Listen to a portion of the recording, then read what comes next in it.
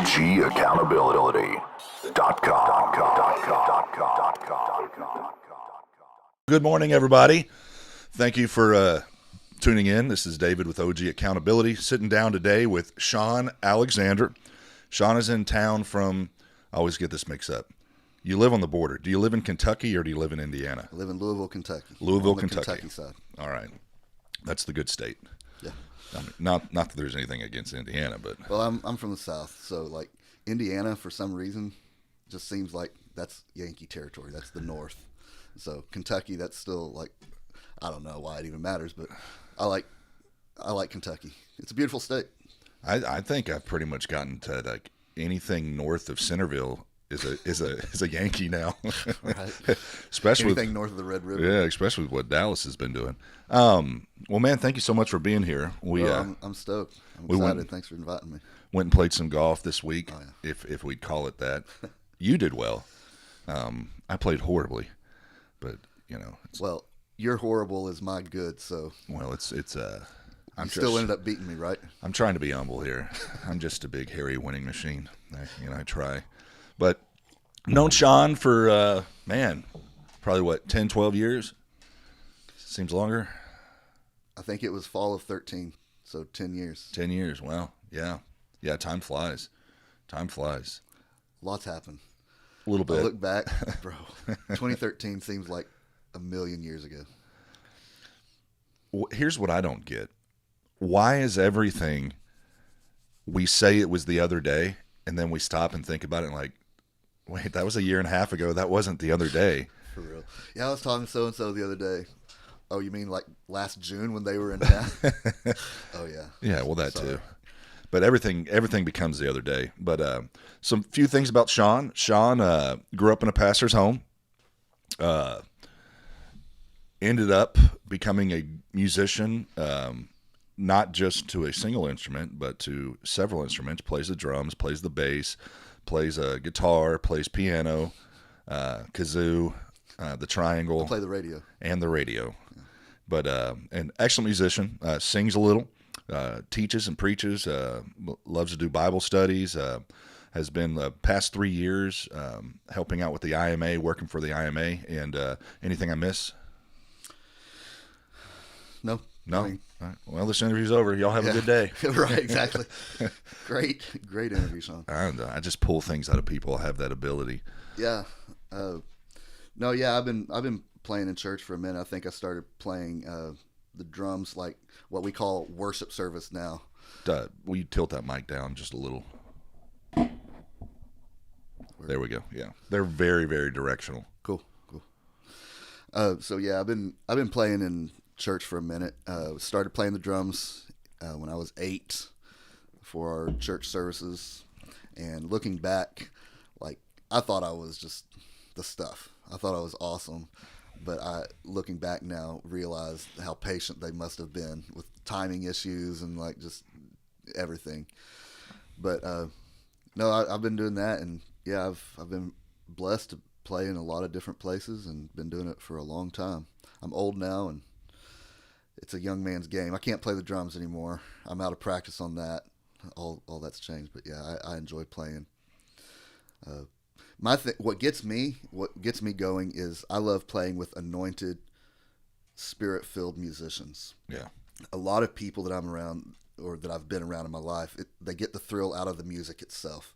And hey, let's just go jam and let's go do this. And I'm not into the concerts thing. I'm not into jamming. Sure, every now and then, but what really does it for me is like spontaneous worship with anointed, spirit-filled, spirit-led musicians. And that right there, that's a high that no other drug substance I've ever found. You can't compare with that. I think whenever you are playing with people that, and like you said, are completely and utterly in tune with what they're doing, not just playing a song, but they're spiritually in tune with God.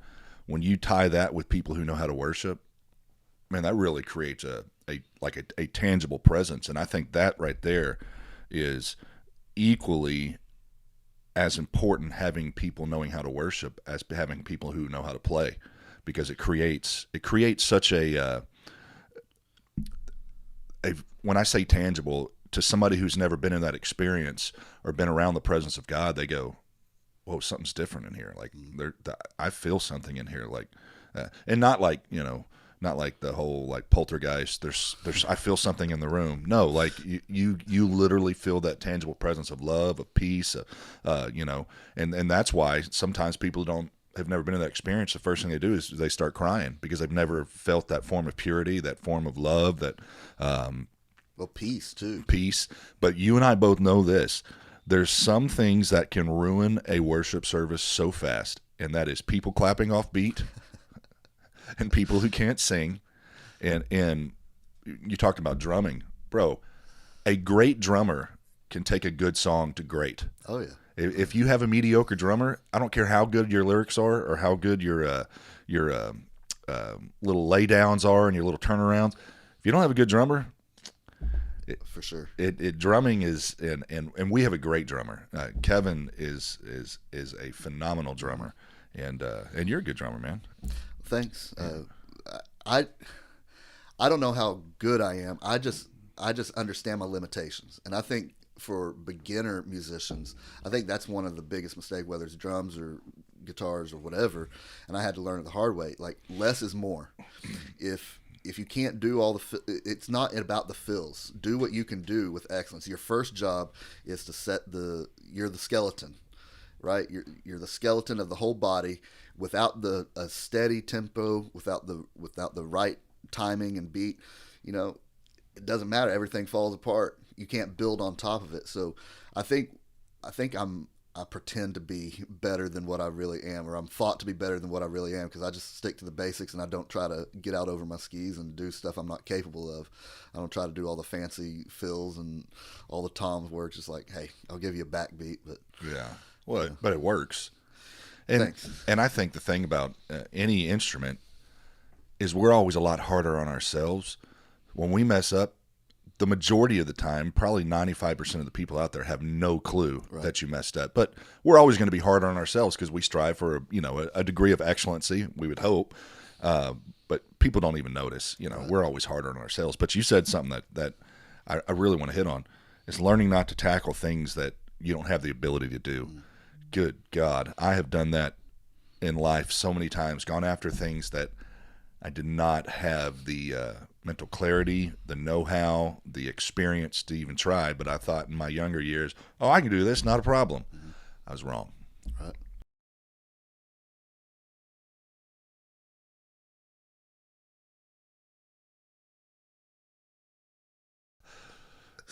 Yeah, I'm not sure how to respond to that one. I think the main distinction is, even if I think it is good to take things on that are a challenge, but go into it with the right mindset and the humility to say, I've never done this before, don't know what I'm doing. Maybe I should listen to somebody who's been where I've been and can see things differently from a different perspective. So I think humility is the key, and understanding. I really do try to do that. I didn't realize that was kind of a life thing for me, but I do try to work within my limits. Like when I walked in here, I was complimenting you on this setup. It's just so amazing. I would love to do something like this. I'm kind of a big deal. And it's just like so cool. But I understand I can never do something like this. It's like, have you seen those Pinterest nailed it? Yes. Yes, I have. I would be that guy's like slap 2 2x4s on the thing, paint one, and like nailed it. So I have to understand there's some things that I can do and a lot of things I can't, and those things that I can't, respect others who can, learn from them. Don't like try to, at this point, especially in my life, I'm 41 years old. Who do I have to impress? Like, good Lord. People can see through it anyway. If you're not the real deal, if you don't know what you're doing, it's going to come out. Absolutely, it's going to come out. So just address it. Just address it. Just start from the beginning. And if you would do that, if people would take the time to really, problem is, and myself included, have not ever really wanted to do this. And I think it would change from day to day if you ask yourself this question. If you woke up in the morning and wrote down 10 things you do well and 10 things you don't do well, I would promise you probably every single day that list would change a little bit, because we get in scenarios, we get in situations to where we kind of like that out of sight, out of mind. we don't realize that we don't realize that we don't know how to change the oil until one day we're like, well, I think I'll change my oil. And then you're like, oh, where do I start? Getting in a position that there are people around you of like mind. Mm-hmm. Learning, we don't all learn the same way, and we definitely don't all teach the same way. There's certain things I do that people can ask me how to do, and why is our human nature like this? Okay. Have you ever been somewhere and somebody did something that was really good and they were really talented and it made you feel a little insignificant? Like if there was 5 guys in this room and one guy's juggling and people are watching him juggle, they're like, well, I can't juggle. And it's like, well, no, they're just good at juggling. Right. You know, you're not bad at all of life because you can't juggle now. But we're all like that. We get around certain scenarios and situations and realize, be good and own what you're good at, and tell them, hey, you're amazing at that. Good job. Commemorate them and what they're good at. But our human nature isn't. It's like we don't say anything, but we go home and we start juggling. You know, we're like practicing, and then we act like we've known all along. Oh yeah, I know how to juggle. Right. Man, that's this whole thing is something I've had to learn the hard way. Like I was really bad about that in my younger days. You know, just not understanding that like praise and recognition is not a zero-sum game. It's not that whatever praise or recognition you get, then it takes away that exact amount from me. It's like there's a multiplier effect, not just a zero-sum game. Just because I can praise you or recognize you for something doesn't take away from the things that I can be recognized when I'm strength. So be free. I guess what I'm trying to say is like recognize others, don't compete. Like let them have their thing. Yeah. And you know, you have yours, but just appreciate what's unique about them, what they're truly good at, what sets them apart, you know? And I guess in a way that kind of gets into the what you sow you reap thing too. You know, if you don't ever give praise, you're not going to get it. No. So, but no, I'm at a place where I think, at least in my life, where I can truly appreciate others' talents and skill sets that I don't have, that I've never either taken the time to develop, or the things that I'm just like genetically impossible to do. Like I'll never be able to dance. I don't have any kind of any ounce of rhythm that I have goes into my music. Couldn't dance to save my life, but I can appreciate when like you were doing you were doing a TikTok move, right? You were like showing me some. Yes. Yeah. That's in my spare time. I have a. It's called I Can Dance If I Want to. Right. And it's in TikTok, and it's just me 37 hours straight dancing.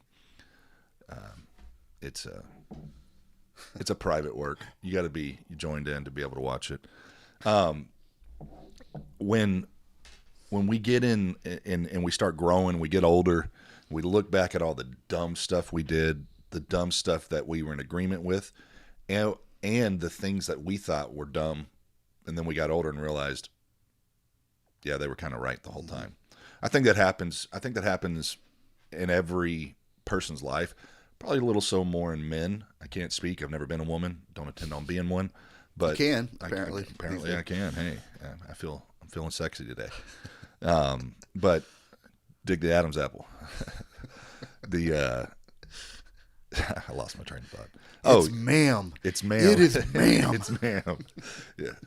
Okay. Yeah, that's just ludicrous. But, you know, when we find out in life, you're going to hit a scenario, you're going to hit something that you realize, oh man, I don't have any clue what I'm doing. Mm-hmm. And I can't rush and go put on YouTube real quick and watch a video how to do it. And YouTube has ruined a lot of people, making them think they can do stuff, because you can watch guys on there, and when you get a guy who's a master of a trade and he's showing you how he does it, he's making it look so easy. Right. Then you try it, and it's like, what are all these extra screws for? It's like, those aren't extra screws, bro. Yeah. Those are supposed to be in there. Yeah, and just make this simple little cut, you know, just outline this, trace it, and it's... No. It doesn't work that way. It's like Peyton, she's a good artist. Mm-hmm. She can draw very well. I can't. So we're drawing one day, and we can't see each other's pictures. I just drew a stick figure because I'm not an artist at all. Um, so when I turned it over and showed her, she just looked at me and she says, God, even your stick figures look old. I'm like, That's brutal. I'm like, geez. How does a stick figure look old? Apparently, to a 12-year-old, I draw old stick figures. Oh man. But you know, the whole part of growing up, and one thing that you and your wife, we haven't even mentioned Kristen or Penny. Or Penny. Goodness, Penny, if you're watching this, we're very sorry. That's our dog, by the way. It's Oh, not Penny's Penny's Penny's not a like.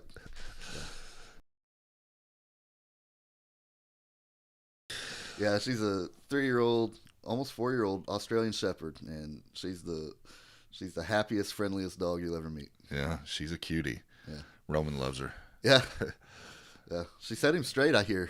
She did. Yeah. She was still top dog at that time, but maybe he's grown up a little bit now.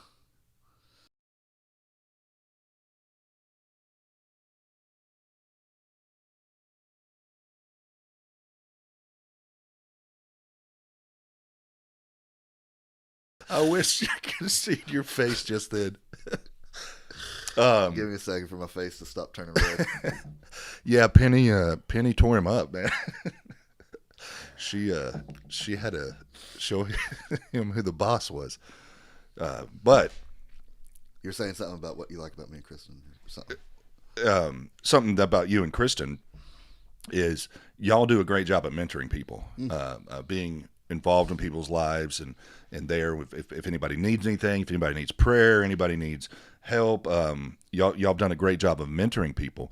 And the only way, I think the only way that we ever become mentors is at one point in our life somebody mentored us. Somebody took the time to, hey, do it this way, and hey, here's how this operates, this is how this works. And when we begin to look at what we learn in life, if we see people that have no direction in life, and I'm sure everybody's seen somebody and they're like, well, man, they're just kind of falling on the wayside, they're not doing much. Maybe it's because they've never had a mentor in their life. They've never had anybody show them the correct way to do things. And there's a lot of broken people out there that are walking around in survival mode that have never had anybody take the time to sow into them. Right. And you and your wife have done a great job. Well, you're touching on a thank you for that. Thank you. Sometimes it feels like what she does and what I attempt to do goes unappreciated. So thanks for recognizing it. But like, I think there's two different distinctions that you're touching on that really are a passion of mine. One is many years ago, like I don't know if it was floating around on Facebook, but I came across some quote, and I'm probably going to butcher it, but be who you needed when you were younger. So that's one of the things that guides me. I don't always live up to my standards, but like what I attempt to do in life is to be for others who I look back at times in my life where I needed a voice to like either like give me a word of encouragement or a kick in the butt to say, hey, get it together. You're not doing what you need to do. And so I try to live by that, be who you needed when you were younger so that others don't have to make the same mistakes that I did. That's a really driving principle in my life. But then almost the flip side of that, the other side of that same coin is like I look back and realize a lot of the advantages that I have had in a lot of different areas. And so not everybody is blessed to have had the same experiences that I have. So, try to, I hate to use the word pay it forward, but try to pass on that, be that blessing for them, because if they're not born with the same circumstances in life, if they don't have the same things, I can't, I don't know how to conclude that. I'm not sure how to articulate that thought fully, but just basically, one, try to help people avoid the same mistakes that I have, but two, also pass on some of the blessings and advantages that have put me in the position that I am today so that they can also benefit from some of that. I heard this said not that long ago. It said, if you are a person of influence, that you've been through things in life and you think that you have a message to help people, but you're in a position to where you're watching somebody struggle or go through things that you went through, and your response is, oh, suck it up, I went through that, you'll be fine, then in reality, you're not fine. if you're okay watching somebody suffer through the things that you suffered through, now we understand there's going to be certain things people have to go through. That's part of growth. You have to face something. You have to have some friction in your life. But if you're watching somebody that's headed down a path that's detrimental, and you think, well, I went through it and I'm fine. No, you're not fine. No, you're not. You're a little more jaded than what you realize. And getting the right people in your life, the right mentors, the right voices. I don't like the word mentor because, you know, sometimes it doesn't. Mentorship can come from somebody you don't even know. It can just be the truth that they speak, and you go, oh, wow. And here's something I don't get. And I don't know why we're like this. Our family members, people close to us, can tell us X, Y, Z, and we're like, yeah. And then some Joe Schmo off the street can tell us X, Y, Z, and we're like, wow. Right. That is ground shaking. And I don't know why that is. I don't know if it's that whole familiarity breeds contempt to where we're a little too close so we can't receive that. Mm-hmm. But we need mentorship in all aspects of life. Just like when we look at that word mentorship, we're not talking about just in the church realm. If your kid's playing baseball and they have a coach, the coach is a type of mentor. If you're a boxer, if you're a whatever, any business you're in, if you have somebody that brings in. So mentorship, you know, sometimes people say, well, I can't be a mentorship because I don't know the Bible that much. Loving people is just that. It's loving people. It's not having all the right skills or everything looking perfect. It would almost be like if somebody was drowning in a pool and I'm standing right there and all I got to do is reach out and grab them, but instead I say, well, I'm not a lifeguard. Well, all you had to do is stick your hand out, man. That's not my calling. That's not my calling. Yeah, that's the way church people would do it, right? That's not my calling. Yeah. I just don't feel called to that. Yeah. I'll pray for you, brother. I'll pray for you. Yeah. I think just to pick up on that, like, I think that mentorship, the word, the concept, in today's common culture and in today's vernacular, it can be overused and everything is just like cheesy because people try to monetize everything. So the concept of mentorship has been lessened and cheapened because it has been commoditized. But the concept itself, like mentorship, I worked for a guy in my early 20s, a semi-well-known TV minister, whatever you want to call him. And, you know, I picked up one of his sayings, and that is, wisdom comes from either mistakes or mentors. And, you know, I think that ultimately people have a wisdom problem. People think they may have a money problem, but really, if you give them more money and they don't have any more wisdom, then they're going to be right back in the same financial situation. Same thing with health or with marriage or applied to everything. People lack wisdom. And so there's only two ways to gain wisdom. It's through making your own mistakes or using the mistakes of mentors. And you don't have to do the same things that they've done. Gain some of their wisdom. They learned it the hard way, but you don't have to. And so I think that goes back to what I was attempting to describe in my life. Pass on my mistakes. I've got so many mistakes that I've made in my life. So if I can pass those on to somebody who's interested in not making those mistakes, you know, I'd be more than happy to share. That's actually why I called you here today. This is an intervention. All right, y'all can come out. We hit about rock bottom, haven't we? Well, I can't say that. The form or formula, if you're to write things out, this is me now, this was me back then, and this is where I want to go. I think the majority of people, myself included at times, we quit focusing on where I want to go, and we keep focusing on where I've been. We lay awake thinking about what we should have said, how we should have handled the situation, and that stuff's done. That it can't be fixed anymore. And when you get caught up in turmoil and trauma or drama, you know, drama's more of a woman thing. You know, they bring more problems than men. They complain. I'm so kidding. I was like, I'm so kidding. I'm so kidding. You're like, Kristen, if you're watching, I think my watch went off, but it doesn't. We're going to be gender neutral here, yeah, and problems and the mental anguish of life, whatever. It's not a male or female deal. It's to all of us. Everybody needs somebody. Everybody needs a voice in their life, and women, I think, and as far as men, it's just my thought. I've never done a study on this, but I think women may hold on. God, I'm going to get in a lot of trouble for this.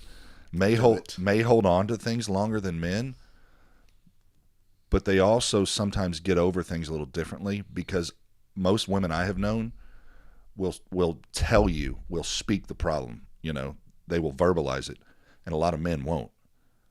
Like, well, okay, I'm fine, and just they don't even verbalize what the issue is. And if we don't learn to confront and face the areas of our life that, like, there's time in my life I needed people in my life be like, what are you doing, dude? Right.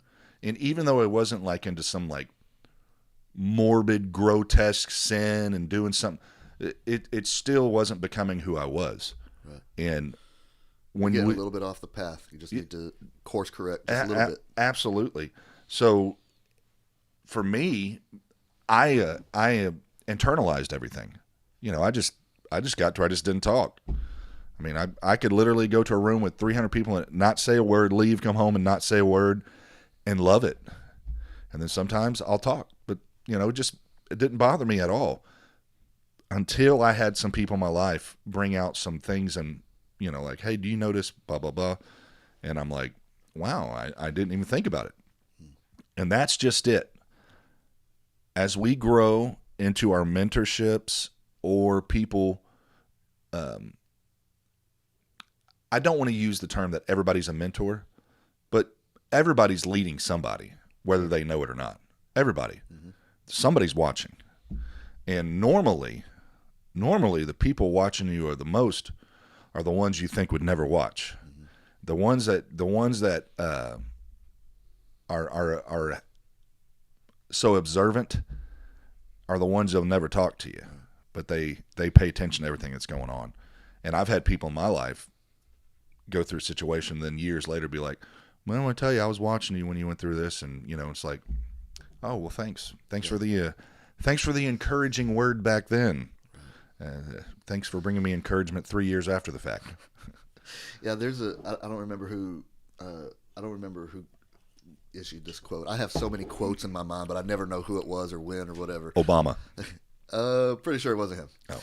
So, who you are speaks so loudly that I can't hear what you're saying. And I'm a big believer. I was raised on the concept of when words and actions don't agree, always believe the actions. Yeah. Because people can say a lot of things, and they can even say it. They can lie with integrity. You know what I mean? Like, they can say something that's untrue, but think it is true because they've deluded themselves or whatever. They have blind spots, whatever it is.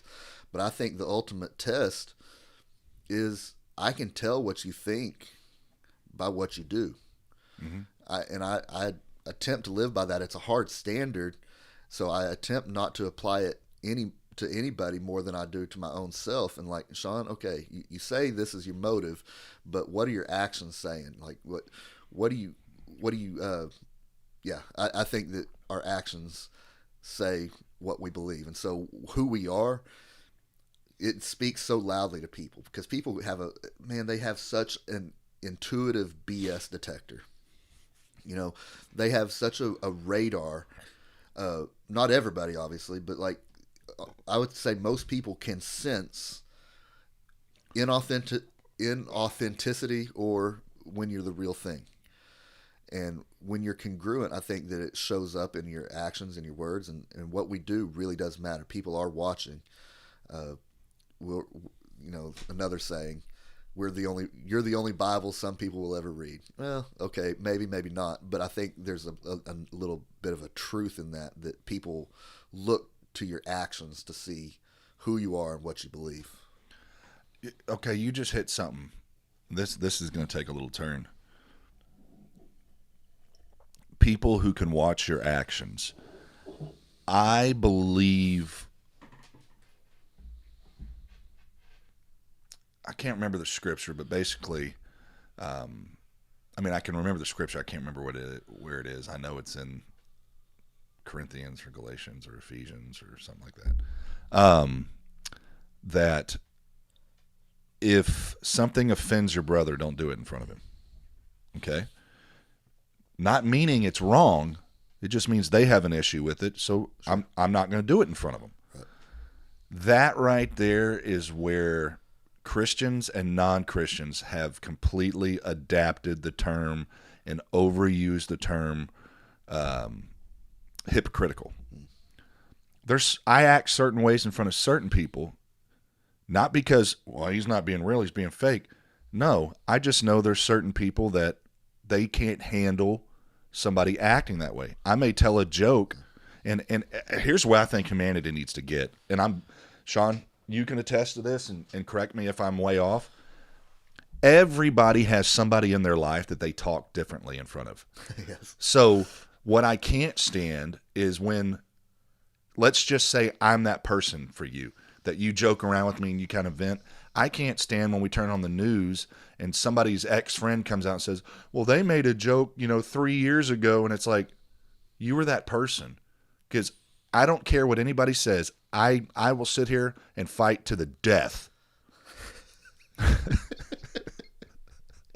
can just see, like, in edit, you, like, in post, like, you're adding, like, this zoom in close up and then just, like, this fake AI, like this big explosion. Fight to the death. Sorry. To the death in the city. No, is this. You have all laughed about something in private that you would never say in the open, and that doesn't make it right or wrong. Where does this holier than thou concept come from of like, oh my God, they said something offensive? And it's like, well, you have too. You have said a joke. You have laughed at something. Somewhere along the way that's happened. But if you were going to start trying to lead a life with purpose, the reason you got to be careful of the circle you run around with is you got to know who you're with, because there's certain things that immature people. A good example. We can go down a rabbit trail with all this stuff.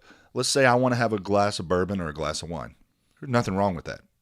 100%. Nothing wrong.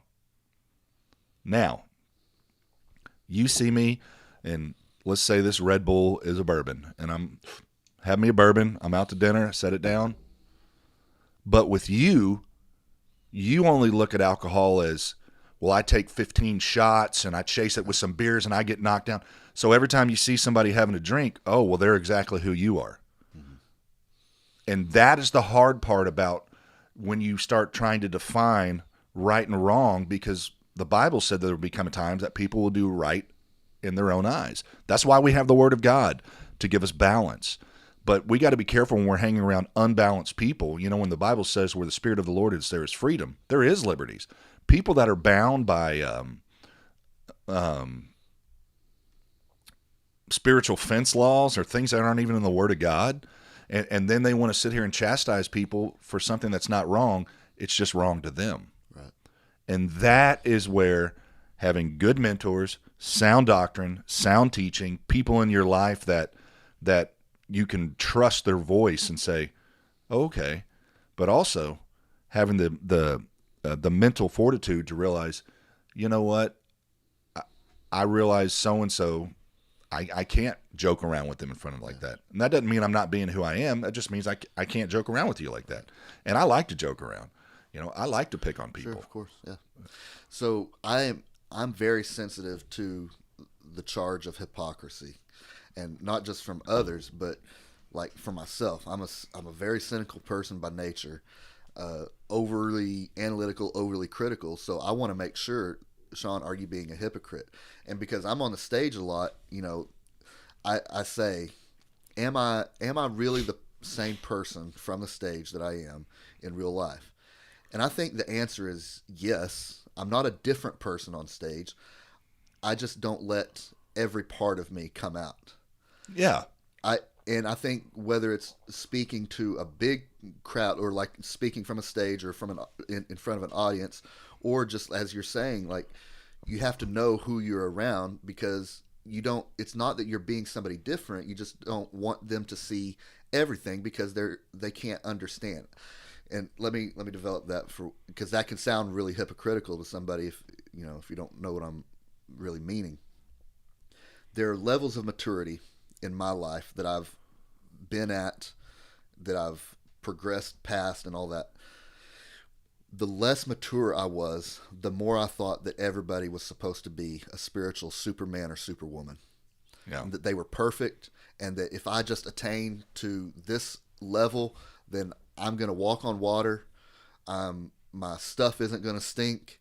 I'm going to have everything perfect, no problems, never say anything, never slip up, never have any. And so that is the mindset of somebody that's very, in my opinion, weak and immature in the faith. The more maturity you gather, you see that we are all human. And whether we want to or not, we're going to make mistakes. And so you no longer expect that perfection out of yourself or out of others. And so it's around the more mature people that you can allow more of your humanity to shine through, because even though you've been where they've been, the immature people, and you've seen what they've seen, they haven't lived where you've lived. And so for their good, you don't let them see all the full humanity on display, because it could stunt their growth. It could stillbirth. It could stunt their growth. It could prevent them from ever progressing to the place of maturity that they ultimately need to be, where they can understand we're all screwed up. There's only one man who has ever been perfect. That was the God man, Jesus Christ. And so that's our standard of perfection, and only he has ever attained it. Doesn't mean we stop trying, obviously, but he's the only one that ever got it right, because he was God in the flesh. So I think that it's not about hypocrisy for me. And this is something, again, that I've really struggled with, because I don't want to be guilty of it. I don't want to have a blind spot and somebody say, man, Sean, what a hypocrite. I don't think it's hypocrisy. I think it's just letting people know, how much of your humanity do you want to let shine through. And one last thing, I know I've been talking a minute, but I think one last thing on that. I think it's important to let people see your humanity, especially, we're in positions of leadership, we're ministers. So with that title comes certain expectations, just like what I was saying. Like when I was younger, I thought you had to be, that meant you're a Superman, and you just spit white, and just like everything is no imperfections whatsoever, or it's all or nothing. You're either all perfect or you're just complete hypocrite, reprobate, all that kind of stuff. But I think that one of the things that I've noticed in my life and in the life of people that I've been around is, if you let people see some of your warts, your flaws, and if your life has been truly changed by the power of God, by the Word of God, by the infilling of His Spirit, I think that if you let people see some of your problems, and they realize, you know what, those problems really aren't that bad. Yeah. The humanity that He's letting me see, that's a different level than what He was 10, 15, 20 years ago. God is legit, because I can tell through the problems that He's at right now, the problems He's had in the past. And so not trying to be anything other than what you are, not trying to be overly perfect, I think is powerful, in my opinion. It's the way I live my life and try to do my ministry. Let people see your humanity. Because, I have problems, but I'm not so... God has healed me of the problems that would lead me to substance abuse, or to trying to fill certain voids through chasing money, or chasing skirts, or all the things that we use to try to self-medicate. I don't have those problems. It's not because I'm great. It's because God's healed me. Yeah. God's the great one. And so letting people see that, I think, I don't know if I'm expressing myself well or not, but I think it's powerful to let people see, the humanity, the problems that we face with God, it could be a whole lot worse without Him. Be a lot worse. Hey, let's take a break. We'll come right back. Let's do it.